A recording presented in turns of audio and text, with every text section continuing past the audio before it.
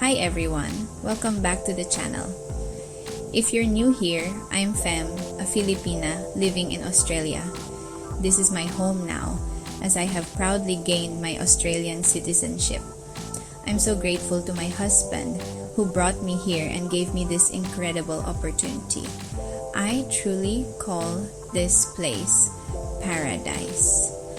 The beauty, the culture, and the lifestyle here are things I never imagined I'd experience firsthand. Today, I want to take you on a journey through Australia's history, how this country began, who actually discovered it, and how it became one of the richest nations in the world. Some things I found were shocking. So let's talk about it. Are these myths or facts? Let's find out together. Okay, let's get into it. If you ask most people who discovered Australia, they'll probably say Captain James Cook in 1770. But wait, this is actually a myth. Fact check. The Aboriginal and Torres Strait Islander people have lived here for more than 65,000 years. They were the first true Australians, and their cultures, traditions, and survival skills are some of the oldest in human history. Europeans arriving before Cook. In 1606, Dutch explorer Willem Janszoon was the first recorded European to land in Australia. Other Dutch sailors like Dirk Hartog also visited in the 1600s. Some historians believe that even Chinese, Portuguese, and Arab traders may have seen Australia before Europeans officially documented it. So, is the idea that Captain Cook discovered Australia a myth or fact? Myth. Cook did, however, chart the East Coast and claim it for Britain, which led to colonization in 1788. So, how did Australia become one of the wealthiest countries in the world? Let's break it down, from penal colony to a thriving economy. In 1788, Britain sent the first fleet to establish a penal colony in Sydney Cove. The first European settlers were actually convicts, soldiers, and officers. Life was tough at first, but as more settlers arrived, industries like farming and trading helped build the economy. The gold rush boom, 1850s to 1890s. One of the biggest reasons for Australia's wealth was the gold rush. In the 1850s, gold was discovered in Victoria and New South Wales, attracting people from all over the world. This led to massive economic growth and transformed cities like Melbourne into some of the richest in the world at the time. The wool industry. Australia rides on the sheep's back. Believe it or not, Australia became wealthy by selling wool. By the late 1800s, it was the world's largest wool producer, and the phrase Australia rode on the sheep's back became famous. Mining. The real wealth.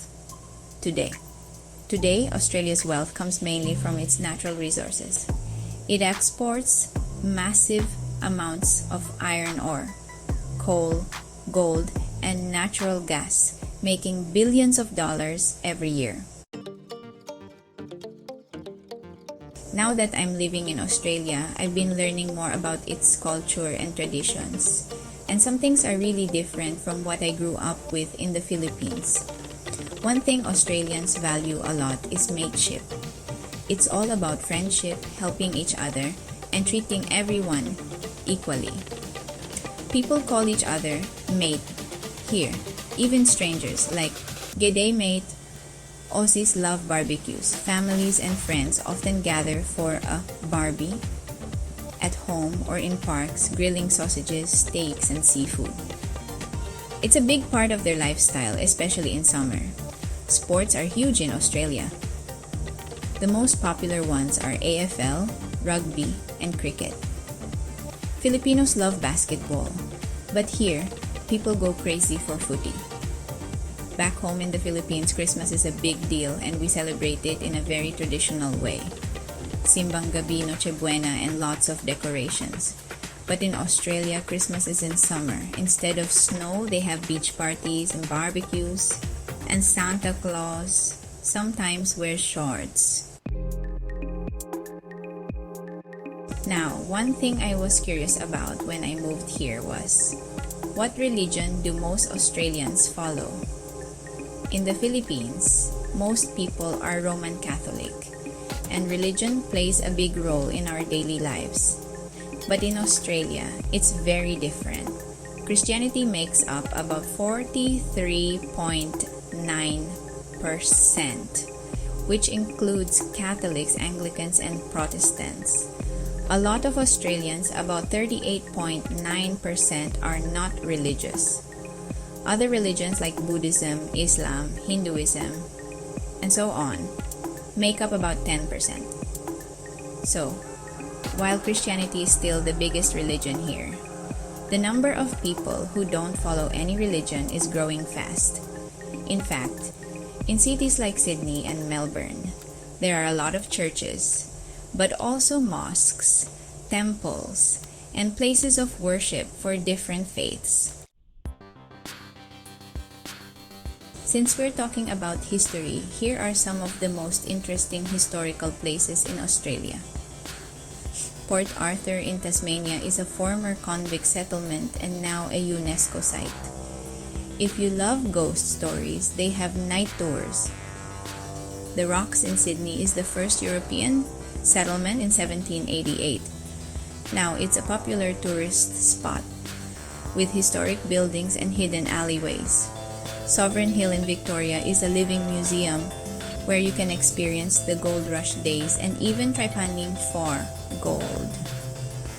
Uluru, also known as Ayers Rock in the Northern Territory, is a sacred site for the Anangu people and one of Australia's most famous landmarks. Kakadu National Park in the Northern Territory is home to Aboriginal rock art, over 20,000 years old. So, there you have it. Australia's history, wealth, traditions, and religion are all fascinating. What do you think? Did any of these facts surprise you? Let me know in the comments below. And if you liked this video, don't forget to hit like, subscribe, and share. See you in the next one. Again, thanks for watching. Mabuhay and maraming salamat po.